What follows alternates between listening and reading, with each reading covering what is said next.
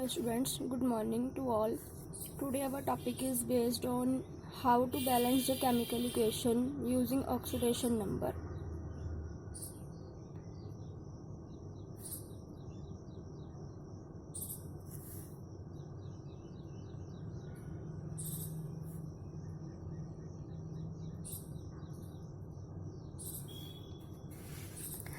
आज हमने chemical equation balance करनी सीखनी है, लेकिन हमने बाय द यूज़ ऑफ सीखनी है वो ऑक्सीडेशन नंबर की हेल्प से कि कैसे बैलेंस कर सकते हैं। कैसे बैलेंस होती है कोई भी केमिकल इक्वेशन, उसके लिए हमारे पास कुछ स्टेप्स हैं। स्टेप नंबर 1 तो राजा यही है कि सबसे पहले इक्वेशन को लिख लो। स्टेप नंबर 2 है कि आप ऑक्सीडेशन नंबर फाइंड करो। अब यहाँ पे मैंगनीज है, यहाँ पे इसका नंबर 2 पॉजिटिव है। नेक्स्ट यहाँ पे कार्बन है और यहाँ पे भी कार्बन है, तो पहले इन सभी का हमने ऑक्सीडेशन नंबर फाइंड करना है कि कितना आ रहा है। मैंने इनके ऑक्सीडेशन नंबर फाइंड कर लिए हैं। नंबर कैसे फाइंड किए हैं? फर्स्ट जो है ये मैंने निकाला है MnO4 का, इसे मैंने X रख लिया। नेक्स्ट मैंने इसका ऑक्सीडेशन नंबर निकाल लिया, इक्वल टू -1 इसीलिए रखा क्योंकि इसकी जो यहाँ पे नेगेटिव चार्ज है। मैंने कभी भी अगर ऑक्सीडेशन नंबर निकालो तो इसकी रेस टू पावर जो भी चार्ज रहता है उसे इक्वल टू में रख के सॉल्व करते हैं। सिमिलरली मैंने कार्बन का निकाल लिया, कार्बन का नंबर सॉल्व करके मेरे पास 3 आ गया। इसके ऊपर चार्ज 2 पॉजिटिव है, तो इट मीन्स ये पहले ही ऑलरेडी गिवन है कि 2 पॉजिटिव इसका ऑक्सीडेशन नंबर है। यहाँ पे मैंने कार्बन का निकाल लिया, कार्बन का आ रहा है +4। अब नेक्स्ट स्टेप क्या करना है? स्टेप 2 हमारे पास हो गया। फिर हमारे पास आता है स्टेप नंबर 3। आप ये आइडेंटिफाई करो कि ऑक्सीडेशन नंबर किसका इंक्रीज़ हो रहा है, किसका डिक्रीज़ हो रहा है। अब मैंगनीज का +7 है, अब ये +7 से +2 हो गया। कार्बन का +3 है, यहाँ पे ये +4 हो गया। हाइड्रोजन का यहाँ पे 1 आ रहा है, हाइड्रोजन का 1 है। ऑक्सीजन का -2 है, मीन्स -2 है, ये -2 है। इट मीन्स हमने मैंगनीज और कार्बन की बात करनी है। स्टेप 3 में क्या हो रहा है? मैंगनीज +7 है, वो मैंगनीज 2+ हो गया। और जो कार्बन है C2, हमने यही लेना है, इतना सारा नहीं लेना हमने जिसका निकाला है। कार्बन 2 है, उसका 3+ है। अब यहाँ पे अकेले कार्बन का +4 हो गया।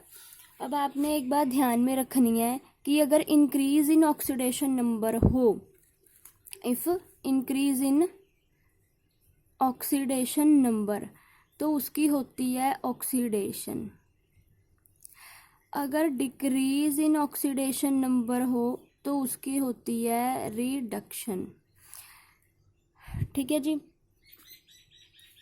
मीन्स अब इंक्रीज इन का मतलब ये है कि अगर बढ़ के पहले ज़्यादा था अब वो कम हो गया। मेरे कहने का मतलब ये है कि पहले वो ज़्यादा था फिर कम हो गया, या फिर ये बोल लो कि इंक्रीज टू डिक्रीज जा रहा है। पहले ज़्यादा था फिर कम हो गया। इसमें अगर वो डिक्रीज से इंक्रीजिंग ऑर्डर में जा रहा है, पहले कम था फिर ज़्यादा हो गया। अब ये बढ़ के कम हो रहा है, इट मीन्स इसकी क्या हो रही है? ऑक्सीडेशन। और ये कम से ज़्यादा हो रहा है, इट मीन्स इसकी क्या हो रही है हमारे पास? रिडक्शन। अब नेक्स्ट काम आपने क्या करना है? ऑक्सीडेशन का मतलब क्या होता है? अब ये याद रखो, LEOGER। मेन स्टेप यही है, थर्ड स्टेप मेन स्टेप है। अब लॉस ऑफ इलेक्ट्रॉन, तो इट मीन्स कितने इलेक्ट्रॉन की बात हो रही है? यहाँ पे 5 इलेक्ट्रॉन क्या हो रहे हैं? लूज हो रहे हैं।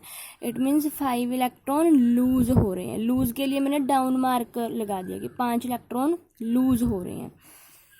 अब या ले लो कि 5 की बात हो रही है, यहाँ पे 5 इलेक्ट्रॉन्स की। यहाँ पे कितने की बात हो रही है? यहाँ पे 1 की बात हो रही है। लेकिन अब आपने जितने नंबर ऑफ एटम रहते हैं उन्हें भी बैलेंस साथ में करके चलना है। अब यहाँ पे C2 है, यहाँ पे अकेला C है, तो इसके आगे आप 2 लगाओ, लगा दिया। अब 3 से 4 की तरफ जा रहे हैं तो 1 की बात हो रही है। ठीक, 1 की बात हो रही है। अगर 1 की बात हो रही है तो इट मीन्स मैंने 2 भी तो ले लिया है, तो यहाँ आएगा 1 × 2, तो यहाँ पे 2 की बात हो रही है। अगर आपको ध्यान में नहीं रहता कि बढ़ रहे हैं कम हो रहे हैं, यहाँ से ऑक्सीडेशन का मतलब कि लूज हो रहे हैं, 5 इलेक्ट्रॉन लूज हो रहे हैं, यहाँ पे 5 इलेक्ट्रॉन की बात हो रही है, यहाँ पे 2 इलेक्ट्रॉन्स की बात हो रही है। अब स्टेप नंबर 3 ही मेन है कि अब इनको आपने इक्वल करना है कि ये दोनों इलेक्ट्रॉन इक्वल हों, और जितने इलेक्ट्रॉन की बात यहाँ पे हो रही है उसे आपने नीचे वाली इक्वेशन से मल्टीप्लाई करना है। जितने इलेक्ट्रॉन्स की बात हो रही है नीचे, उसे ऊपर वाली से आपने मीन्स मल्टीप्लाई करना है। तो अब वो क्या बन गया, 2Mn7 पॉजिटिव। ये क्या बन गया, अब इसे 5 से मल्टीप्लाई किया तो ये बन गया 5C2। यहाँ पे फिर अगेन 2Mn2 पॉजिटिव, और ये नीचे वाला फिर से प्लस 5 टू द, क्योंकि इसके आगे 2 लगाया, 5 to the 10C+4। Main important 3rd step है। अब इसके बाद नेक्स्ट काम क्या करते हैं, अब आपने ये सेटिंग कर ली है, नेक्स्ट आपका काम आएगा कि अब सभी को आपने बैलेंस करना है। अब देखो काउंटिंग में कि सारे बैलेंस हैं। अब